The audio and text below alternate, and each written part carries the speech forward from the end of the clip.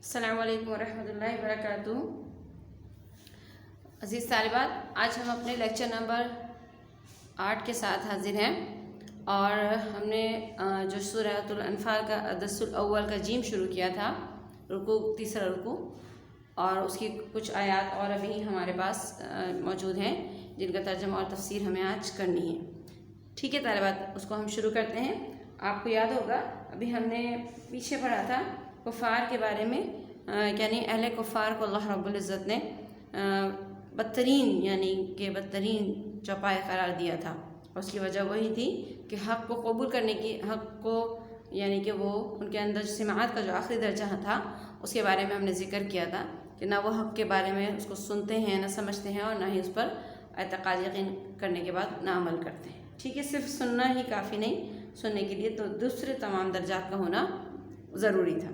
ٹھیک ہے طالبات، اسی کی ضمن میں یہاں پر آگے آیات کا ترجمہ ہم کرتے ہیں، شروع کرتے ہیں۔ بسم اللہ الرحمن الرحیم۔ وَلَوْ عَلِمَ اللَّهُ فِيهِمْ خَيْرًا لَأَسْمَعَهُمْ، یعنی اب اسی کی بات کا ذکر ہے کہ وَلَوْ عَلِمَ اللَّهُ فِيهِمْ خَيْرًا، کہ اگر اللہ جانتے ان میں بھلائی کو، ٹھیک ہے، لَأَسْمَعَهُمْ، تو ان کو ضرور بضرور سنا دیتے۔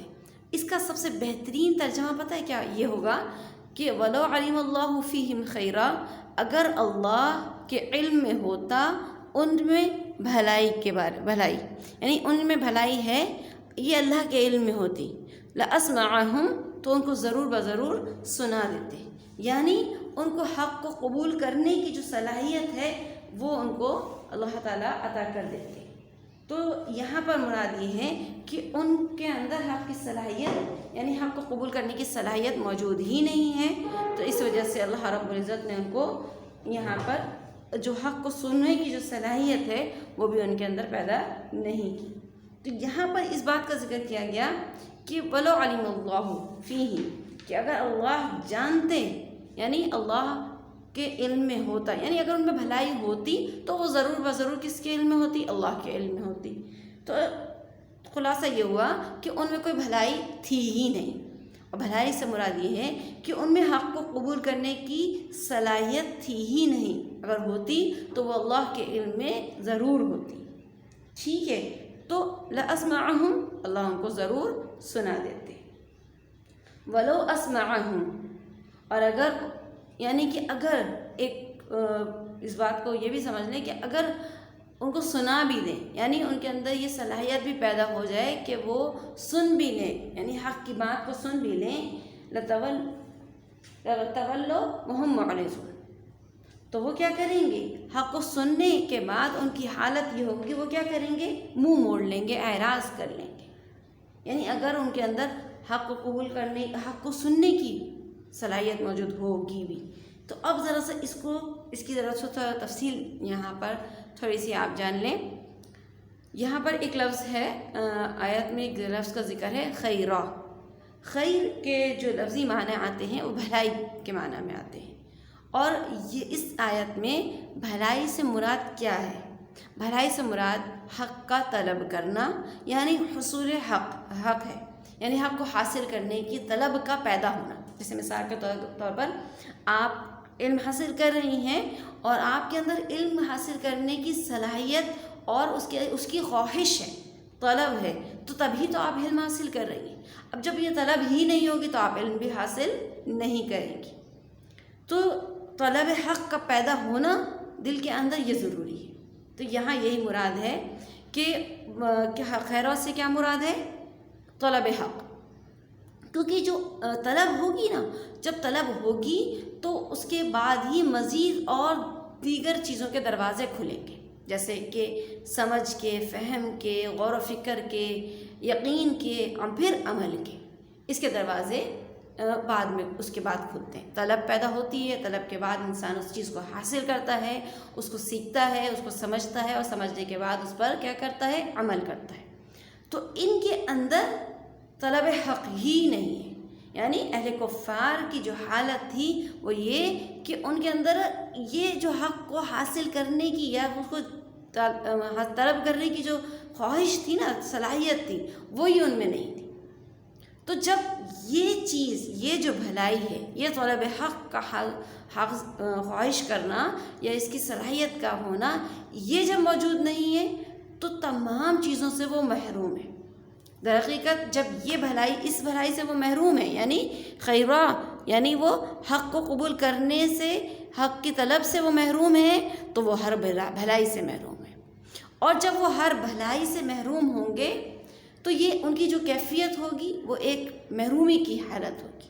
اور اس حالت میں لَأَسْمَعَهُمْ، جو آگے بھی میں نے آیت پڑھی تھی نا کہ ان کو ضرور سنا دیتے، وَلَوْ أَسْمَعَهُمْ، اور اگر ان کو سنا بھی دیں، یعنی ان کو حق کی بات سنا بھی دیں، لَتَوَلَّوْا وَهُمْ مُعْرِضُونَ، تو وہ کیا کریں گے؟ منہ موڑ کر اعراض کریں گے۔ تو یعنی یہ جو محرومی کی کیفیت ہے ان کی، اس حالت میں جب وہ حق کی بات سنتے ہیں تو ان کو کوئی دعوت دیتا ہے تو وہ کیا کریں گے؟ اس کو وہ قبول نہیں کریں گے، اور جب قبول نہیں کریں گے تو وہ اس سے کیا کریں گے؟ روگردانی کریں گے اور منہ موڑیں گے۔ ٹھیک ہے، اس کو آپ دوبارہ یہاں دیکھ لیجئے پورا، آپ کو یہاں میں نے مختصراً اس کو یہاں پر تحریر کیا ہے تاکہ آپ کو یہ چیز واضح طور پر سمجھ میں آ جائے۔ تو آپ کو یہاں خلاصہ اس بات کو سمجھ لیں کہ اہل کفار کے اندر طلب حق کی صلاحیت موجود نہیں۔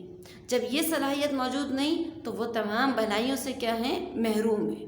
اور محرومی کی حالت میں جب آپ کسی کو کوئی بات بتاتے ہیں یا سمجھاتے ہیں تو وہ کیا کرتا ہے؟ اس سے منہ موڑ لیتا ہے، اس کی طرف توجہ نہیں دیتا۔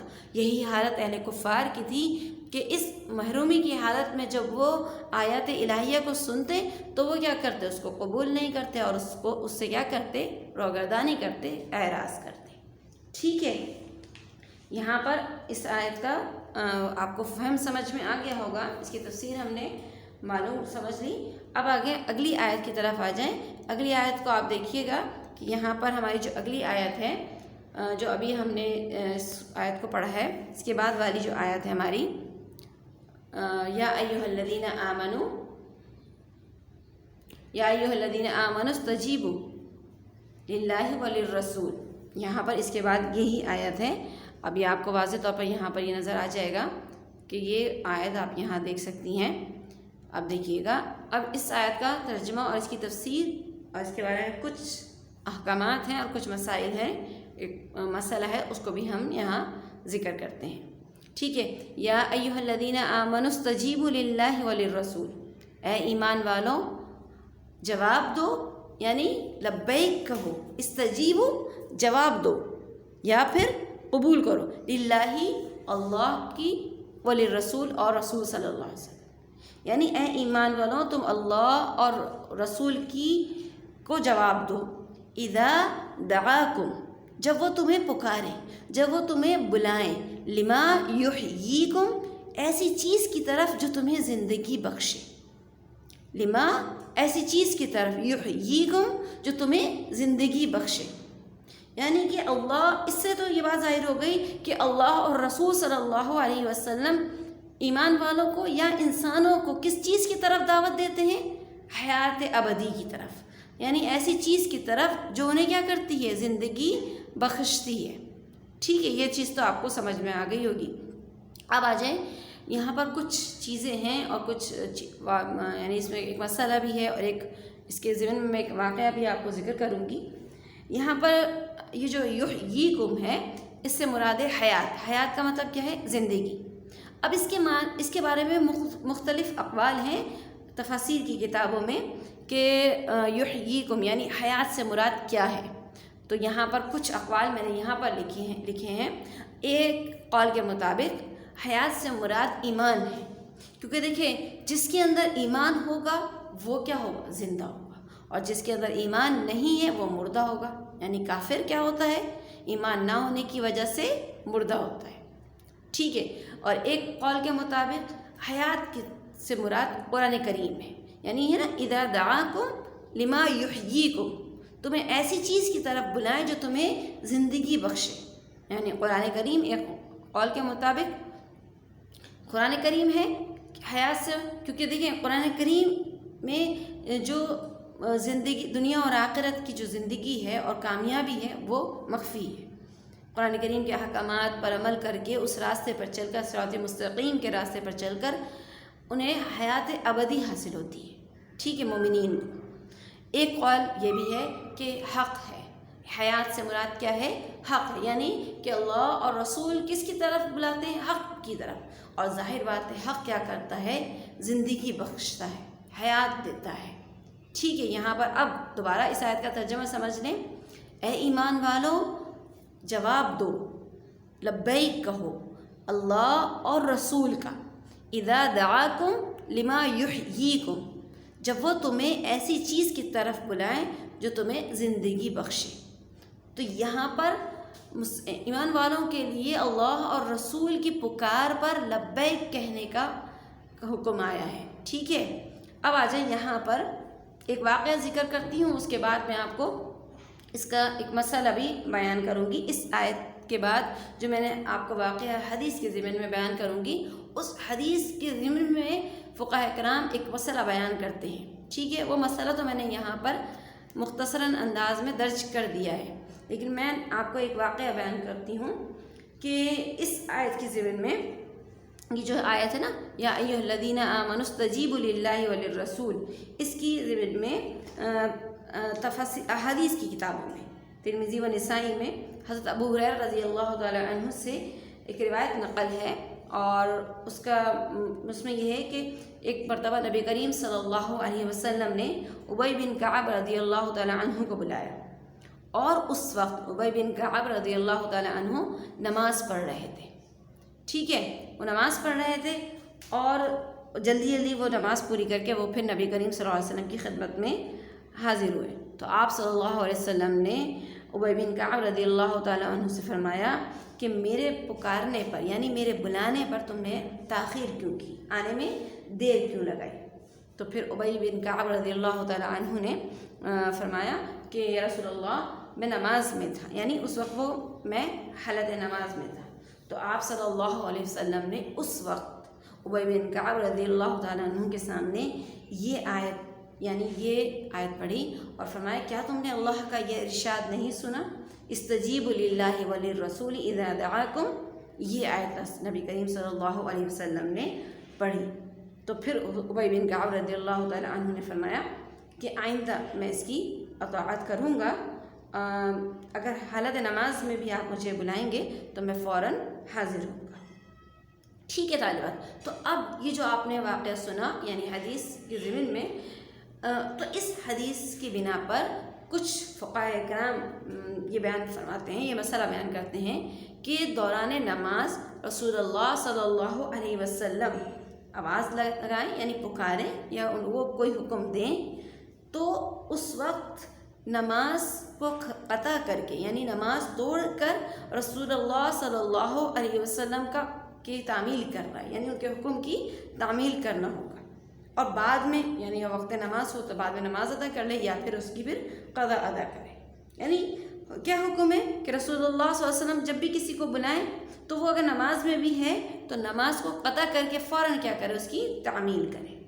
اب چونکہ ظاہر بات ہے رسول اللہ صلی اللہ علیہ وسلم حیات نہیں ہیں، تو اب بھی فقہاء کرام اس ضمن میں یعنی اس ایک مسئلہ بیان کرتے ہیں کہ یہ تو یعنی یہ صورت تو دوران نماز رسول اللہ صلی اللہ علیہ وسلم کے ساتھ کیا ہے؟ خاص ہے، لیکن کچھ اور بھی ایسے کام ہیں، کچھ دوسرے ایسے کام ہیں جن میں اگر ہم تاخیر کریں تو ان میں کچھ بہت زیادہ شدید نقصان ہو سکتا ہے۔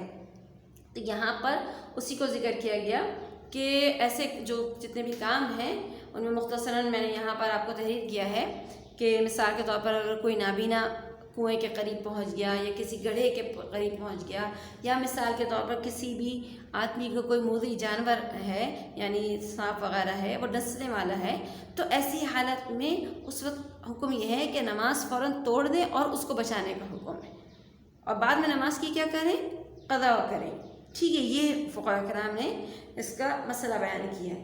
اور اس کے ساتھ ساتھ میں آپ کو ایک اور یہ بھی بیان کر دوں کہ اگر کسی کے گھر میں کوئی بوڑھے بیمار محتاج والدین ہیں اور آپ کے علاوہ گھر میں کوئی نہیں ہے، جیسے آپ نماز پڑھ رہی ہیں اور وہ آپ کو آواز لگاتے ہیں آپ کی اپنی مدد اور ضرورت کے لیے، تو آپ کا بھی یہی فرض ہے کہ نماز توڑ کر ان کی یعنی کہ ضرورت پوری کریں اور ان کی یعنی کہ ان کے نقصان سے ان کو بچائیں، اس کے بعد نماز کو پورا کریں، یا پھر نماز کا وقت نکل گیا ہے تو نماز کی قضا ادا کریں۔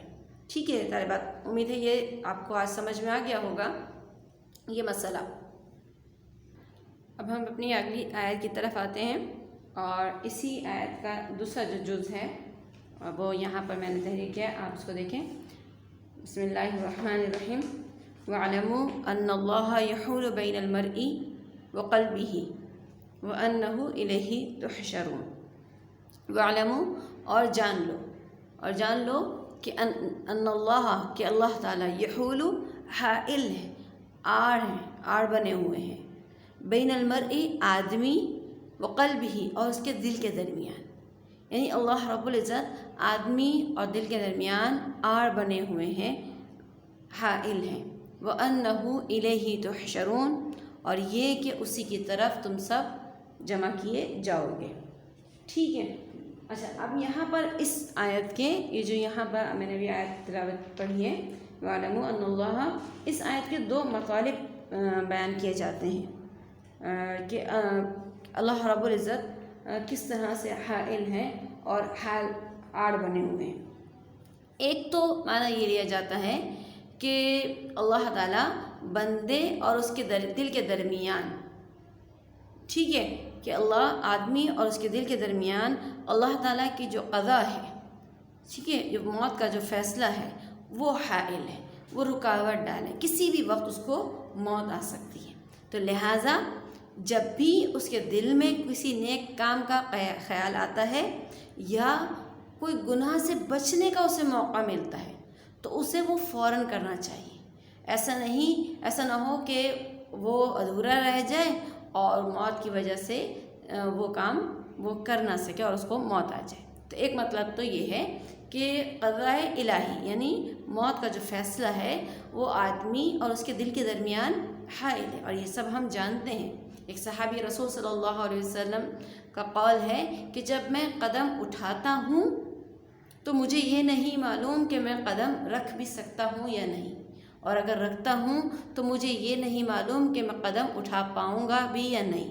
یعنی موت کا یہ ڈر، خوف، موت کا جو یعنی جو اٹل حقیقت ہے موت کی، کہ وہ کسی بھی لمحے کسی بھی وقت ہمیں آ سکتی ہے۔ یہ صحابہ کرام کا مقام تھا کہ وہ موت کے بارے میں اتنے زیادہ اس کی وہ یعنی فکر میں رہتے تھے کہ کسی بھی وقت موت آ سکتی ہے۔ تو نیک کام میں دیر تاخیر نہیں کرنی چاہیے، اور گناہ سے اگر بچنے کا موقع ملتا ہے تو گناہ سے بچنا بھی چاہیے۔ ایک معنی تو یہ ہوگا۔ دوسرا یہ معنی کہ وَاعْلَمُوا أَنَّ اللَّهَ يَحُولُ بَيْنَ الْمَرْءِ وَقَلْبِهِ کہ اللہ آدمی اور اس کے دل کے درمیان حائل ہے، رکاوٹ ڈالے ہوئے، آڑ بنے ہوئے۔ کیا معنی یہ کہ اللہ تعالیٰ بندے کے سے بالکل نہایت بے انتہا اس کے کیا ہے قریب ہے۔ جیسے دوسری جگہ قرآن کریم کی آیت ہے نا، نحن اقرب الیہ من حبل الورید، کہ اللہ رب العزت بندے کے اتنے زیادہ قریب ہیں کہ اس کا جو دل ہے وہ اللہ تعالیٰ کے تصرف میں ہوتا ہے۔ تو جب وہ کوئی اللہ تعالیٰ جب کسی بندے کے ساتھ بھلائی کا ارادہ چاہتے ہیں تو اس کو کیا کرتے ہیں، اس کی جو حفاظت کرتے ہیں، برائیوں سے اس کی حفاظت کرنا چاہتے ہیں، تو اس کے دل اور گناہ کے درمیان کیا بن جاتے ہیں، رکاوٹ بن جاتے ہیں، آڑ بن جاتے ہیں۔ اور اس کے برخلاف جب کسی کی بدبختی مقدر ہوتی ہے تو وہ اللہ تعالیٰ اس آدمی کے دل اور نیک کاموں کے درمیان رکاوٹ بن جاتے ہیں، آڑ بن جاتے ہیں۔ یعنی اتنا اللہ تعالیٰ کا انسان کا جو دل ہے وہ اللہ تعالیٰ کے تصرف میں ہوتا ہے۔ ایک معنی اس کا یہ لیا جاتا ہے۔ تو قرآن کریم کی آپ کو یاد ہوگا، آپ نے ابھی میں نے پڑھی ہے، نحن اقرب الیہ من حبل الورید، کہ اللہ رب العزت حبل الورید کہتے ہیں، یعنی کہ جو رگ ہے اس سے بھی زیادہ اللہ رب العزت قریب ہے، اتنے زیادہ۔ تو لہٰذا جو انسان کا جو دل ہے وہ پورا کا پورا اللہ تعالیٰ کے تصرف میں ہے۔ تو اللہ تعالیٰ اس کو نیک کام اس کے ساتھ اگر نیکی چاہتے ہیں، بھلائی چاہتے ہیں، کیوں دیکھیں بھلائی کی توفیق ہونا، نیک کام کا کرنا خود ہمارا کوئی اس میں کمال نہیں ہے، اور اگر ہم گناہ سے بچتے ہیں تو اس میں ہمارا کمال نہیں ہے، یہ صرف اور صرف کس کی جانب سے؟ اللہ کی توفیق کی جانب سے۔ اللہ کی توفیق ہمیں عطا ہو رہی ہے تو ہم نیک کام کرتے ہیں یا گناہ سے بچتے ہیں۔ تو لہٰذا یہ جو مطلب بیان ہوا ہے، اس سے مراد یہ ہے کہ ہمیں اللہ رب العزت سے اس چیز کو طلب کرنا چاہیے، مانگنا چاہیے کہ اللہ تعالیٰ مجھے کیا کریں؟ میری برائیوں سے حفاظت کریں اور نیک کام کرنے کی مجھے کیا کریں؟ توفیق عطا کریں، اور مجھے نیک کام میں میرے کیا کریں؟ مدد فرمائیں، اور مجھے برے کاموں سے بچائیں۔ تو یہ دعا ہمیں ہر وقت اللہ تعالیٰ سے مانگنا چاہیے، جیسے نبی کریم صلی اللہ علیہ وسلم خود اپنی دعاؤں میں اکثر یہ دعا مانگا کرتے تھے، یا مقلب القلوب ثبت قلبی علی دینک۔ تو اپنے دین پر ثابت قدمی کی دعا ہر وقت مانگنی چاہیے اللہ تعالیٰ سے۔ تو جس طرح سے طلب ہوگی ویسی ہی عطا بھی ہوگی اللہ تعالیٰ کی جانب سے۔ تو اب امید ہے آج کا جو سبق ہے، آپ کا جو آج کا جو درس ہے وہ آپ کو سمجھ آ گیا ہوگا۔ آپ جتنی آیات ہم نے ابھی پڑھی ہیں اس کا آپ ترجمہ اور اس لیکچر کو بھی اور پچھلے لیکچر کو بھی اس کو سنیں، اس پر غور کریں، اس کو پڑھیں، اور تاکہ آپ کو یہ چیز جو ہے ہمارا جو اصل مقصد ہے قرآن کریم کی آیات کو پڑھنا، اس کے فہم کے لیے، یعنی اس کی سمجھ کے لیے کہ قرآن کریم ہم سے کیا مطالبہ کرتا ہے، وہ ہمارا اصل مقصد ہے۔ اگرچہ دیکھیں بورڈ کا ایگزام تو ہے، لیکن اصل ہمارا مقصد تو یہی ہے نا کہ ہم قرآن کریم کو سمجھیں، اس کا جو مطالبہ ہم سے ہے وہ اس کو پورا کریں۔ ٹھیک ہے، انشاءاللہ اگلے درس کے ساتھ ہم پھر حاضر ہوں گے۔ السلام علیکم ورحمۃ اللہ وبرکاتہ۔